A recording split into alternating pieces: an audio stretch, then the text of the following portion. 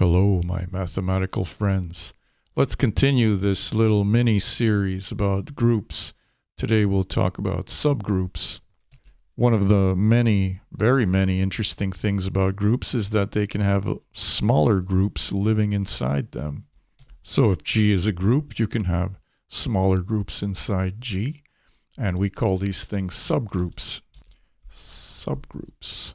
So in other words, we can have a subset of G such that the following properties hold. We have an associative binary operation. We have also an identity.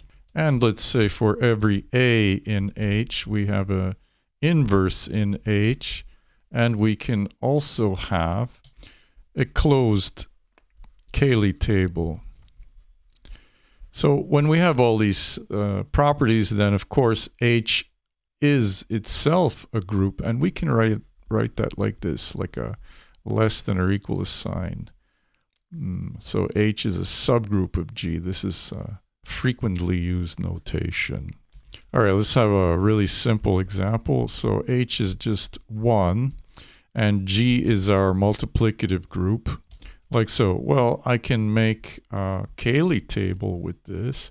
So we have multiplication mod n, and we only have one element in H, and 1 times 1 is 1. So yeah, I have the identity. The identity is 1, and the inverse of 1 is 1. And also the Cayley table is closed. So every entry in the Cayley table is an element of H. And so this is a group. It's also associative because G, the operation times on G, is also associative. So H has got all the group properties. And so we can write it like this. H is a subgroup of G. This is a trivial subgroup, but it's still a subgroup. Now take H as the set containing 0. That's a subset of ZNZ, where this is the additive group mod n. All right, so plus mod n is the binary operation. I did all of that in the first video. I'll leave a link in the description box. So let's make a table, an addition table plus mod n. And we have only 0 and 0. And 0 plus 0 mod n is 0. Okay, so the inverse of 0, I know this looks weird, but this is how we do it. It's 0. And the identity E is 0 and is closed. Cayley table is obviously closed. Of course, it's associative because G here is associative. And so we can write H is a subgroup of G. Now, both of these subgroups, they have order 1. So the order of a group or subgroup is the number of elements. So here we have only one element in H, and here only one element in H. And I should also point out that G is itself, let's get our color back, G is itself a subgroup of G. So these are two easy examples, trivial examples of subgroups. Now let's look at some ones that are kind of interesting where the order is not 1. Okay, let's look at subgroups of additive groups mod n. So let's take G as Z mod 10Z. So that's this 0, 1, 2, 3, 4, 5, 6, 7, 8, 9 with addition mod 10. And we have some subgroups that are less trivial than the trivial ones we saw. For example, H is 0, 5. This is a subgroup. Let's check it out. So I make this multiplication table mod 5 here, and 0 plus 0 is 0, 0 plus 5 is 5, 5. What's 5 plus 5? Not mod 5, mod 10. Okay, 5 plus 5 mod 10 is 0. So, okay, so it's closed.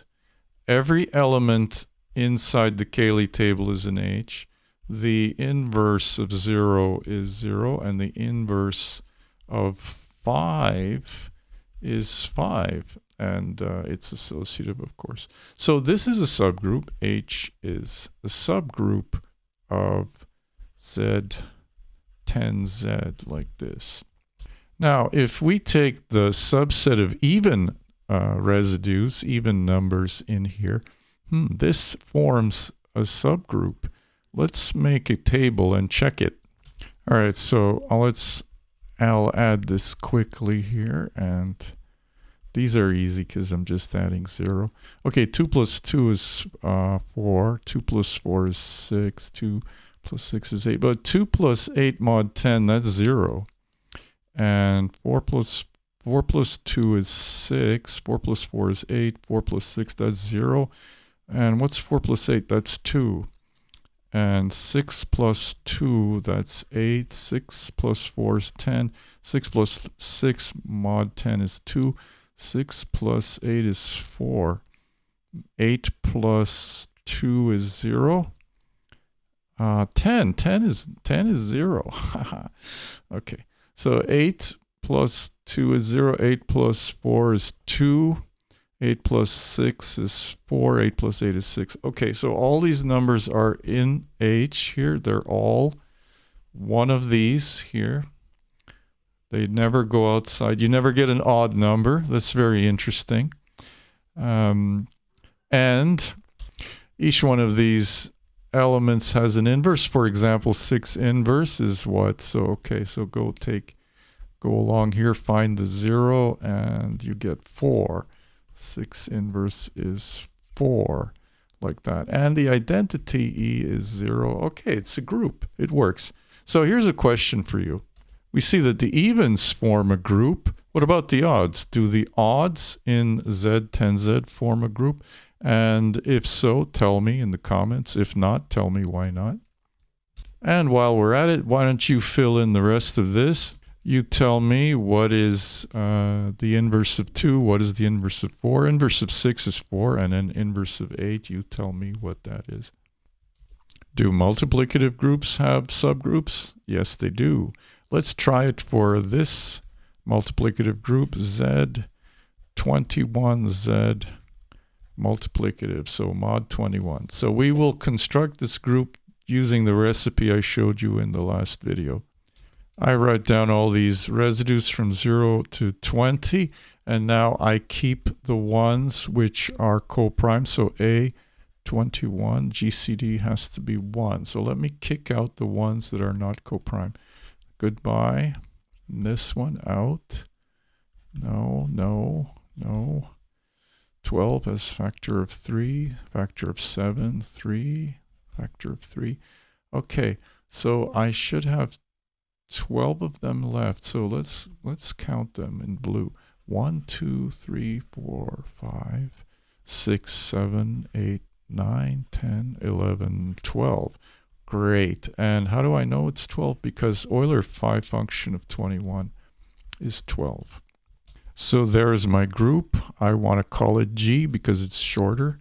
And to be clear, this is multiplication mod 21.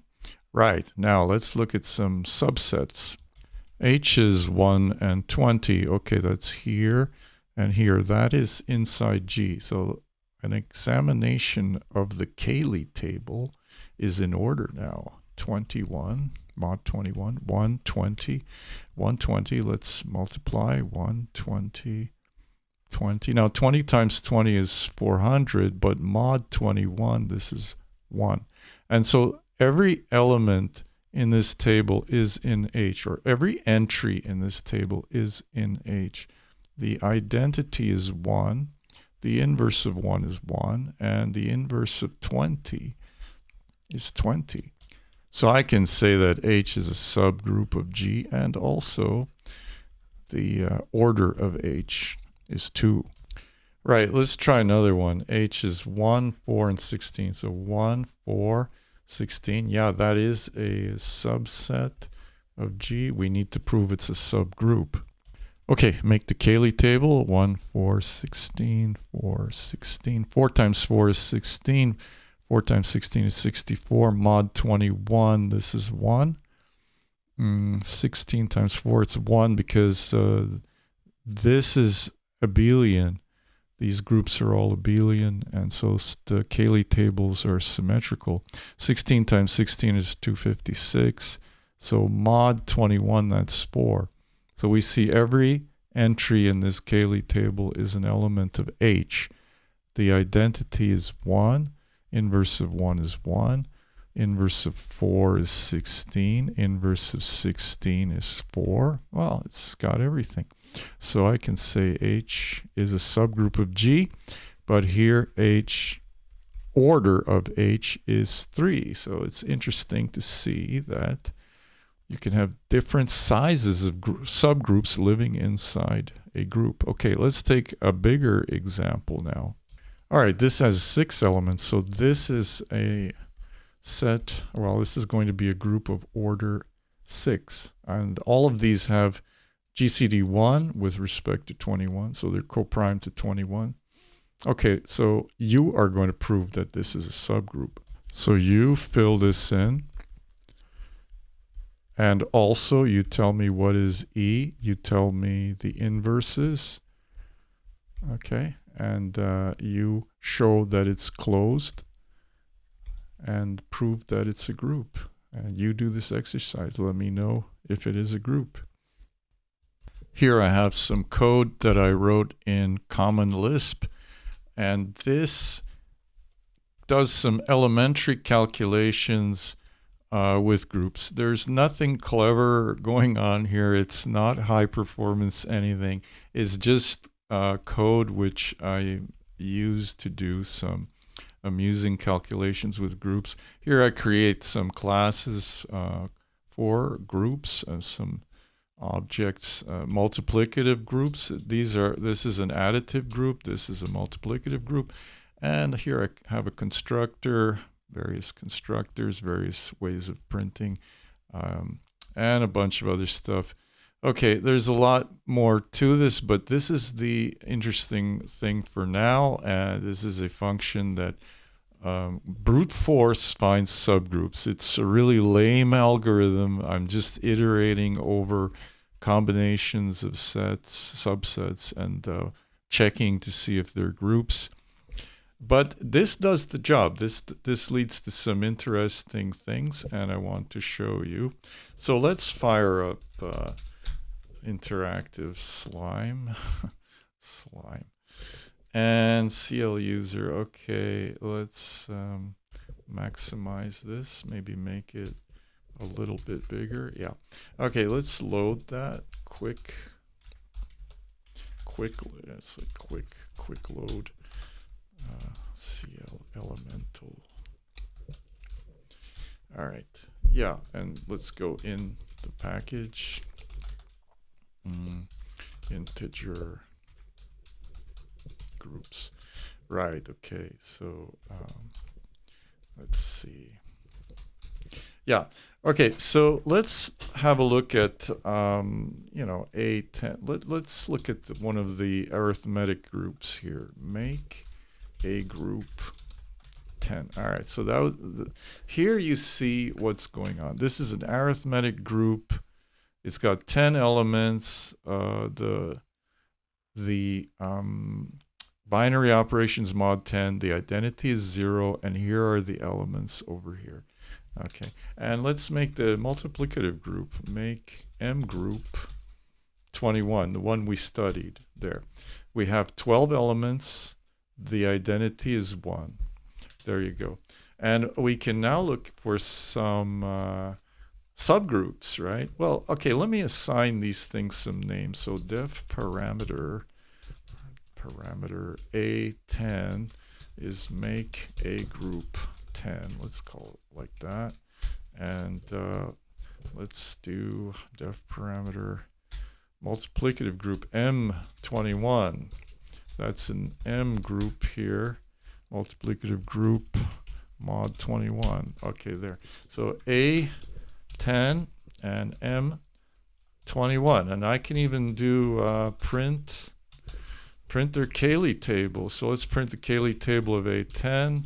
Got a 10 by 10 Cayley table. Let's print the Cayley table of M21 there. So we got this crazy looking Cayley table. All right, so let's look for the subgroups. So find subgroups, A10. So I'll find all the subgroups that are order 1. They have 1 element. As you know, that's this one, the one that is common to all groups. It's just contained the identity. Yes, 0. Okay, what about order 2? Yeah, I've got one of them, 0, 5. We did this one. We did this example. Oh, what happened there? Okay, let's look for order 5. Yeah, it has an order 5. There's an order 5. There's the even numbers, the subgroup consisting of the even elements. Yeah. How about a order 6? No.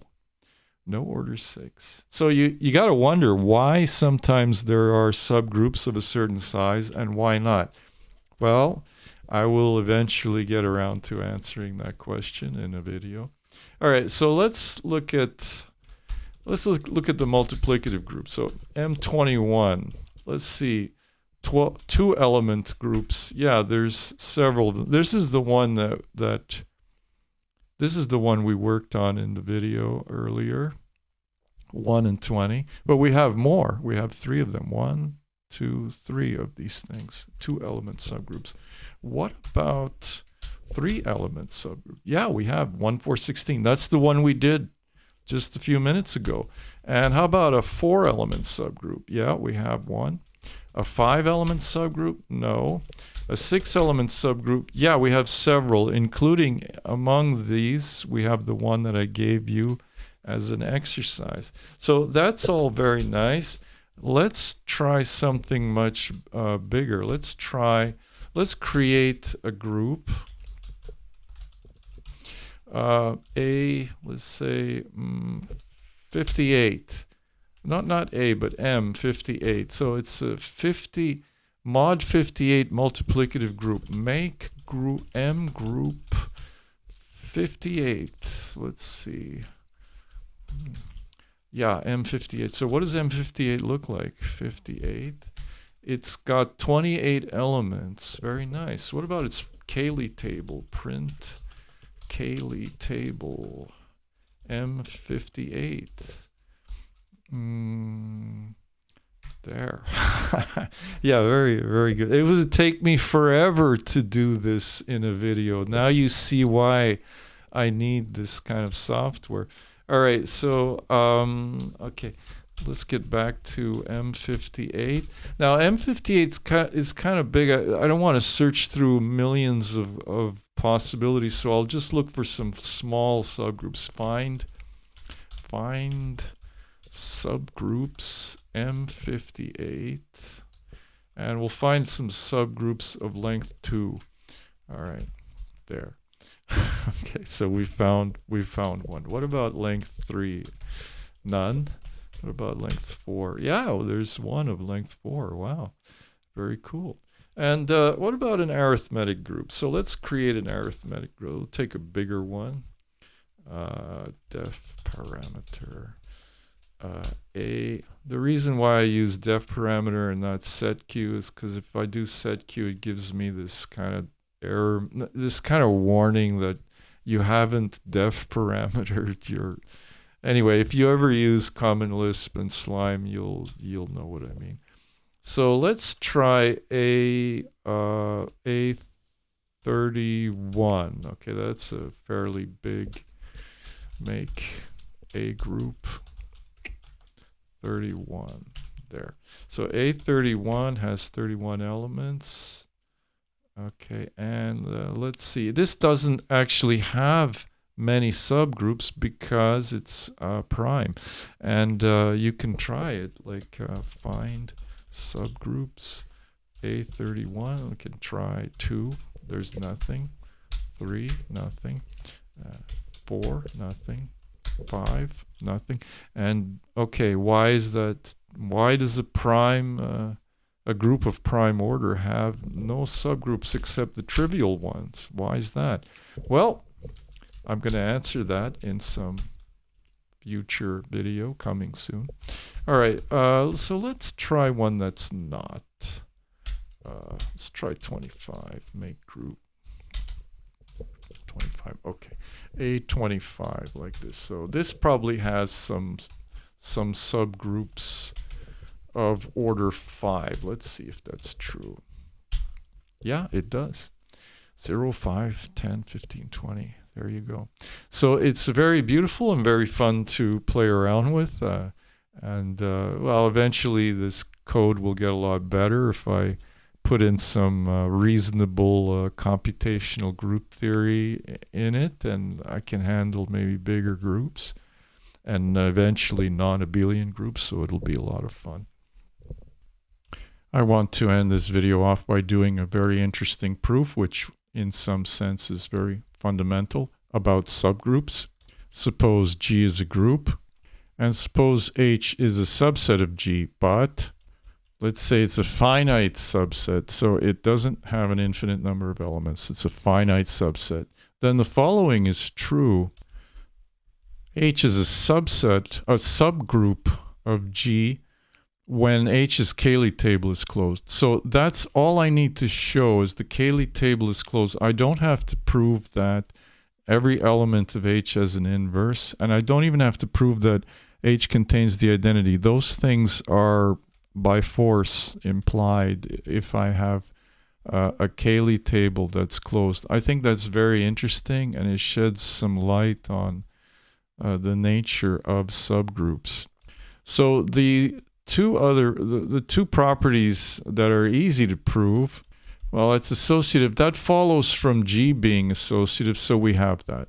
And closure of Cayley table, yes, it's this is something that we assume here because it's given to us. So I have that. I have these two already. But what we need to prove is the identity property, that H contains an identity, and also inverses.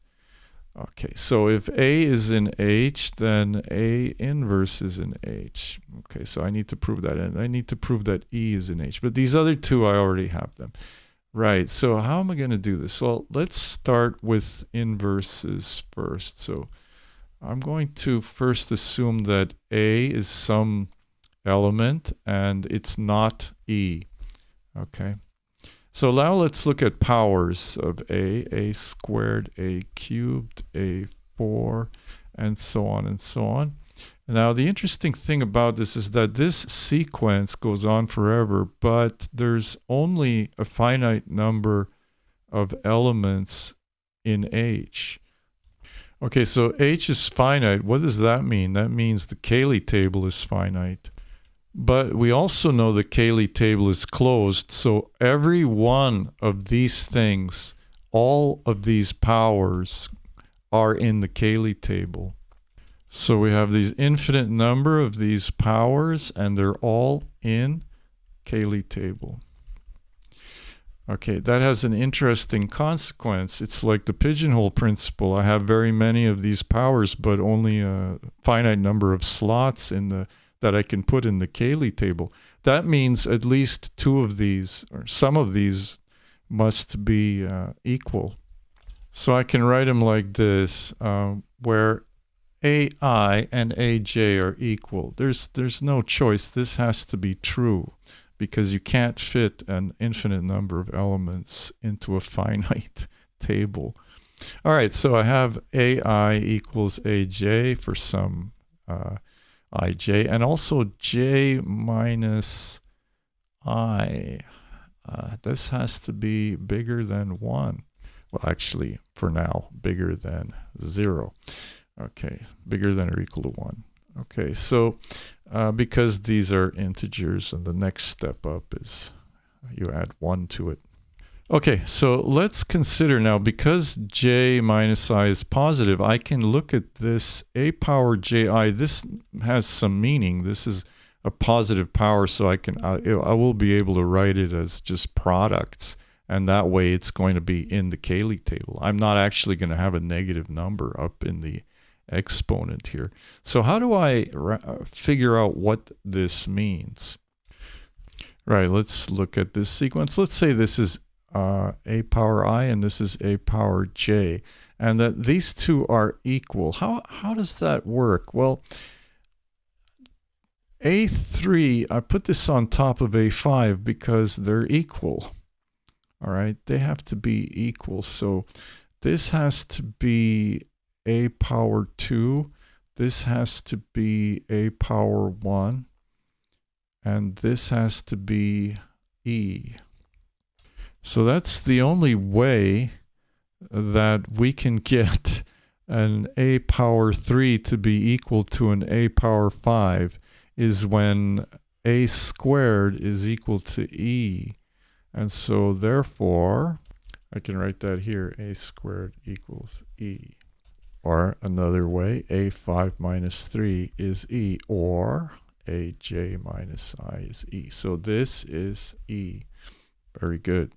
But we assume that a is not e. This is a really critical thing. So if a is not e, then you cannot have j minus I equals 1. That's impossible, because if it's 1, then I would have a power 1 is e, and that's a contradiction. So it cannot be 1. So it must be bigger than 1. J minus I must be actually bigger than 1. So this gives me an interesting ability here. Now I can factor out an a. Aj minus 1 minus I minus 1 equals e. Now, I wouldn't be able to do that if I didn't know this. All right. The fact that this is bigger than 1 is what allows me to do this. Otherwise, think about it. Let's say it was equal to 1. Well, pulling out an a gives me an a power 0 here, so that's e. So a would be equal to e again, which is contradiction to our hypothesis. So you really have to think about this. This is pretty amazing. So this is possible. And so this is now in the Cayley table, okay, because this is bigger than 1. This thing. It's not this j minus I is bigger than 1. Okay, so j minus I minus 1 is bigger than 0. And so this is some power of a, some legitimate power of a. And so this power of a, j minus I minus 1, has to be in the Cayley table, because Cayley table contains all of these legit powers of a, right? Okay, so therefore, the inverse of a is aj minus I minus 1. And we know it's in H. Okay, we're done. So every element in H has an inverse. And if the inverses exist, then a times a minus 1 is e, and e has to be in H, okay, because all the products of any two elements in H is in H. It's closed. Finally, if A is, and this is part 2, okay, if A is equal to E, then it's easy to say that A inverse is just E. So we're done. It's a very amazing proof, I think. It's not that easy to see what's going on. You have to really think about it a little bit here in this step. Well, I hope you liked that. I think it was pretty interesting. Especially like that fundamental proof. Of course, I like playing around with computation groups. It's very fun to do it interactively like that. There's a lot more that we can do with that simple software. Well, if you like group theory, leave a comment, like, and subscribe. Tell me what you think. Tell me your thoughts about group theory. And I will see you next time with another group theory video. We need a few more until we get to the big finale with the group theory. So I will see you next time.